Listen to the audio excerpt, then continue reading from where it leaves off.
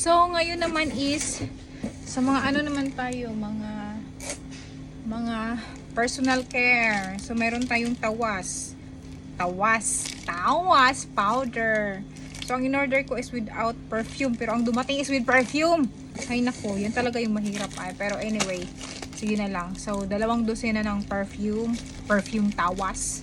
Tapos, kumuha din ako ng RDL na papaya cleanser. So, half dozen lang kinuha ko.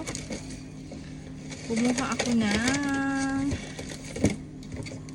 Selka na deodorant na papaya. So, para sa mga liki-liki.